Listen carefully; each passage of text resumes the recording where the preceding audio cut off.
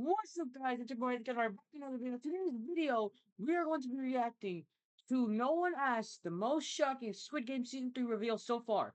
Now, if you guys didn't know, Squid Game 3, the final season, releases in 8 days, so we gotta be quick. And also, school is out. School's out for me. Basically. So technically, and tomorrow is the start of summer, and you guys know the drill. Videos every day, but that was happening either way. So day, way, nice rhyme. But um, I'm gonna say this prediction for me right now. I'm gonna say two predictions right now. I'm gonna say this live right now. Squid Game season 3. For me, I think Squid Game season 3 is going to end with Gyun reuniting with his daughter Gayong. At the very end, I'm pretty sure that Gayong is going to be grown up and stuff because obviously it's 3 years later. But that's what I think. I think Gyun is definitely going to reunite with his daughter. My second prediction is that Frontman is definitely going to live. I don't think he's going to die. They can't just kill one person and say that's going to be the end of the entire thing. There has to be a whole entire nation of people they have to get rid of in order for this whole entire Squid Game thing to be gone. But yeah, I don't think Frontman is gonna die. I think he's actually gonna live. But we'll see. We'll see when it comes out. But here we go. Let's do this. Boom. Oh crap. Alright, boom, boom, and boom. I want to address something because everyone has been asking me about it. Yes, I saw the interview video, and no, I won't be talking about it here. If what was said turns out to be true, then honestly, it would go down as one of the biggest failures in TV history. Personally, my whole viewing experience feels ruined, and I'm really disappointed that this even happened. So please, don't ask me any more questions about it, and most importantly, don't post spoilers in the comments. Thank you. I won't. I promised myself I wouldn't do any more trailer breakdowns, but since so many of you asked about the new trailer released by Netflix's Spanish channel and Lee Byung-hun's interview with Jimmy Fallon, I decided to make a quick video to share my thoughts. Let's start with the shot of Gyumja, Junhee, and Hyunju running through the maze. Junhee's pregnancy is really noticeable here. You can clearly see the other two players supporting her as they run, while Junhee holds her belly. This moment ties directly into that earlier trailer scene where Hyunju is fighting a red player. And now, with this new shot, I think we can confidently say that Junhee was on her knees because something happened related to her pregnancy. We also got a glimpse of Namgyu doing his usual Namgyu things. I don't know about you, but that close-up photo kind of freaked me out. It gave me serious Here's Johnny vibes. There's another intense moment. I can't be the only one who thinks that Namgyu looks like Jeff the Killer. I can't be the only one. I can't be. Like, look at this. Look at this and tell me that don't look like my boy Jeff the Killer that haunted me since 2015 and crap. Please don't tell me I'm the only one who thinks that. It gave me serious Here's Johnny vibes. Yeah, that is scary. There's another intense moment with player dies. 120 in a fight, and honestly, I think Hyunju is going to be the MVP of this episode. Previously, I speculated that the red player in that scene could be MG Coin rushing in to help Junhee. No. But after seeing this new image, I realized I was probably wrong. This photo gives us a much clearer look at the red player's face, and more importantly, his hairstyle. After a closer comparison, I believe it's actually player 226. If you compare this frame with Myung-gi, it doesn't really match. But if you line it up with player 226, the resemblance is much stronger.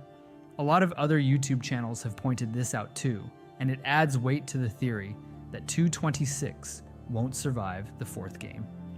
Throughout the whole show, player 100 and 226 are shown together. But in the trailer, when we see the players entering the fifth game's playground, 226 is missing, even though he should be near player 100. So yeah, I'll admit it. I think I was wrong, and that red player is actually 226. We also get a clearer look at the knife, and honestly, it looks kind of beautiful in a twisted way. It perfectly reflects the show's theme, something that looks childish being used for something deadly.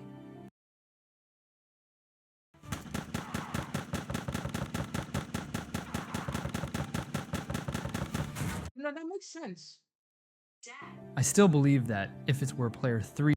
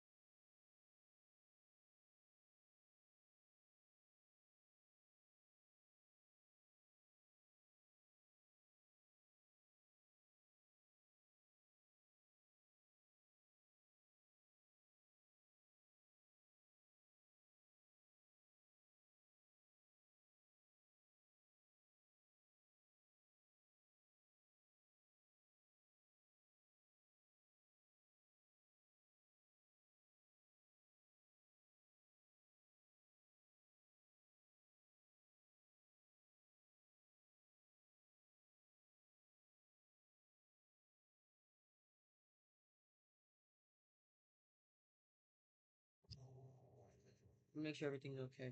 Oh, I got a text message. I'm so sorry, guys. I'm so sorry. My dad just called, and now, of course, Aaron, out of all people, has to text me right in the middle of the freaking way. Anthony, are you free so I could go to the park? Maybe.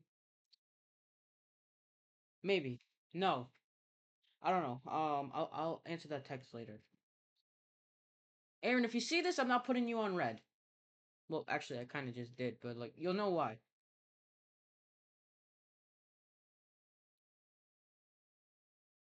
333, he wouldn't use the knife on Hyunju. But in that fight scene, the red player's hand movement clearly shows that he was aiming to kill. Finally, we get some quick shots of Daeho. I've always wondered why he was alone and didn't team up with Hyunju during the game. I hope Daeho Maybe there's doesn't still bad blood between them after the rebellion? Maybe Hyunju blames him for everything that happened. Or maybe Daeho just doesn't have the courage to face her anymore. There's also that scene in the main trailer when Gi-hun is brought back into the dorm. Gyumja, Junhee, Youngsik, and Hyunju are all sitting together, while Daeho is isolated, lying alone in his bed. That visual says a lot. We can observe that these two photos aren't from a theme room. They're clearly taken while Daeho is still in the maze, as indicated by the brick walls in the background.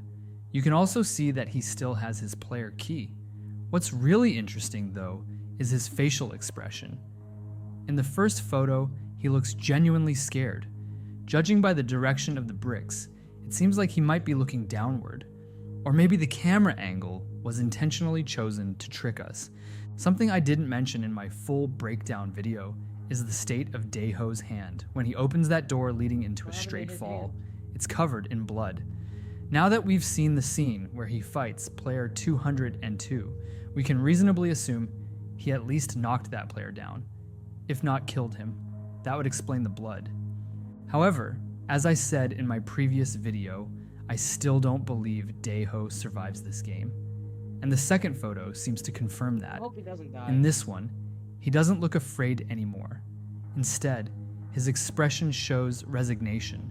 He looks tired, worn out, like he's ready to give up. And honestly, he has every reason to feel that way. In his mind, Youngbae is dead because of him, and Youngbae was a father figure to him. Player 390 was a fellow Marine like Daeho's real father, but it was Youngbae who supported him throughout the games, unlike his actual father, who likely abused him when he was young. As I speculated before, I believe Daeho won't find the correct door within the time limit. That's what I think we're seeing here, a man who has accepted his fate. And if Daeho dies in this game, then Hyunju has to survive, especially considering how things ended in Season 2. It wouldn't make sense for Hwang to spare both of them during the rebellion, only to kill them off in the very next episode. But if only one of them dies, that's narratively justifiable. All signs are pointing to Daeho not making it out of this maze It's not game. looking good for him.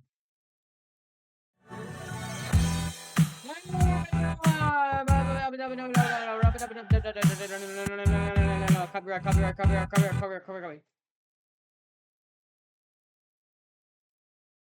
Now, moving on to the last scene, it's from the 5th game, and it confirms something I've been saying for a while.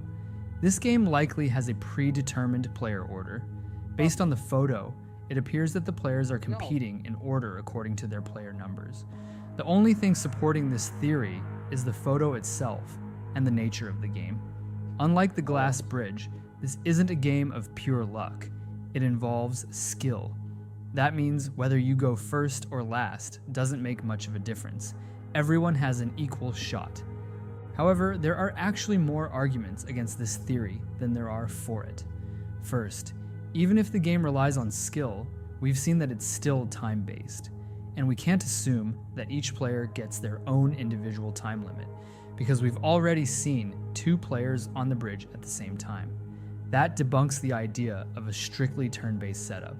Second, when we saw the player being thrown off the bridge, we got a partial look at his number, and it started with a 0. That means his number is between 001 and 099. If players are really going in numerical order, then the 2 players who already cleared the challenge must also fall into this one to 99 category. The only named player under 100 who realistically has a shot at reaching the final game is player 044. And let's be honest, it's extremely unlikely that an extra would make it to the final round. The only other notable character in that number range is player 007, but do we really believe he'd survive the 4th game? It's highly doubtful. I don't think player 7 is gonna survive. I don't think the son is gonna survive. I think he's probably gonna die for his mom, because remember, they're on 2 separate teams, because he got blue and she got red or something like that in the trailer breakdown. Not in the breakdown, but like in the actual trailer by Netflix. I don't think the son is gonna survive. I think the mom is gonna survive. I think the son is gonna sacrifice his life for his mom to survive. Maybe. For the last argument, take a look at the horse with player 336 near the starting point. Shouldn't he be farther back if the players are going in ascending order? I get that he might want a better view of the game, but then we see player 306 in a very similar position.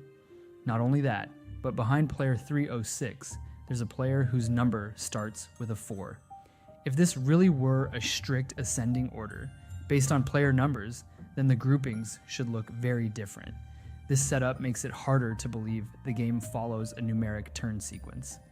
Now let's move on to the Tonight Show segment, because we got some pretty interesting insights from Lee Byung-hun's answers. The first question was, do more players learn your real identity in Season 3? Lee answered yes. Was that surprising? Maybe not entirely. Most of us expected Gi-hun to find out In-ho's true identity, and once Gi-hun knows, he wouldn't keep that information to himself. He'd likely share it with the other players in an attempt to expose the games for what they truly are, and convince them to stop playing. Imagine the impact, finding out that the mastermind behind the game, the very game that killed their friends, was hiding among them all along, just like player 001 did in Season 1. True. Gi-hun could even share this with Hyunju if she's still alive at that point. He might tell her that this is the real reason the rebellion failed, because they were being manipulated from within all along. Either way, I'm really curious to see how this part of the story unfolds. The next question was whether In-ho would play any games in Season 3. Lee responded by pressing both buttons. I believe this confirms that we'll see In-ho's final game, the one he won before becoming the front man. They're bringing back the old That's likely why he pressed the 2 buttons. It's hard to imagine In-ho coming back as a contestant now. The idea that the front man will play the last game against Gi-hun doesn't quite sit right. If he wanted that kind of final confrontation, he wouldn't have faked his own death, and he could rigged the game mechanics to make it happen. He is the mastermind, after all. He could pull it off easily. So Byung-hun pressing both buttons suggests we'll see a flashback to his original game. And who knows, maybe that shot from the trailer is actually from the game he played. Maybe the moment he pressed the red button was the moment he won the games. For the next question, is someone else in charge of Squid Game besides the front man? Yes. Again, he pressed both buttons. This could mean a lot. It could be that First, black soldier we already took knew over that while In-ho wasn't the only In-ho one running was things. playing the game. We saw a black square-masked I staff don't even know member who this guy's managing called. operations while In-ho was still a contestant. Exactly. It could also be a reference to the VIPs, who clearly have influence over the structure and direction of the games. But the most intriguing possibility is the person Inho speaks to on the phone in Season 1. That mysterious character might be someone even higher up, a figure we've yet to meet. If Season 3 explores that character, things could get really interesting. Next question. We know there will be new games, but will any old games return? Once again, Lee pressed both buttons. To me, that suggests we'll get a deep dive into Inho's backstory, including the original version of Red Light, Green Light from his season. Are you a Roblox fanatic? Microsoft Rewards has a brand new way for you to earn digital gift cards from. It could be part of a flashback arc that not only brings back iconic games, but gives us new context around. I just looked on OBS, and I kid you not, the FPS went from 60 to 20 in 1 second. I kid you not. I hope that doesn't happen again. On them through Inho's experience. Finally, the last question. Could we see a Frontman spin-off one day? Lee Byung-hun answered yes. And honestly, I think a spin-off focused on Inho would be absolutely wild. There's so much to explore. His relationship with his brother, his path from player to enforcer, his internal conflict. The potential is massive, and I'm genuinely excited at the thought that this could actually happen. At the end of the trailer, we're shown a longer sequence featuring the frontman talking on the phone. And now we have confirmation that he is speaking with Captain Park. The interesting thing here is that he doesn't say the infamous line, "Kill them all," which suggests that moment happens later in the show. Instead, we hear Inho say, "Until we finish the game," and that line could mean two very different things. First possibility, Inho might have something special planned for his brother. Maybe he noticed Junho hasn't given up on his search, and he's setting the stage for some kind of reveal, or even confrontation. Second possibility, Inho intends to finally reveal the island's location to Junho, but only after the games are already over. That way, Junho would arrive and find nothing but an empty facility. He might assume the games were moved elsewhere and never look at that island again. That theory also ties in with what we've seen of Junho in the trailer. He appears completely alone in every scene. In 2 shots, he's seen entering empty rooms, rooms that feel cold, deserted. It could mean that he did manage to find the island, but just as Inho planned, he got there too late. Everyone had already gone home. Let me know what you think in the comments, and hopefully we won't get too many more spoilers in the next few days. Like I said earlier, I don't think the son is living. I think Frontman is living. I think Yoon is going to see his daughter. But I'm going to end this video before this FPS drops even worse. But thank you guys for watching. Comment, like, and subscribe. And I'll see you guys in the next video. Peace out.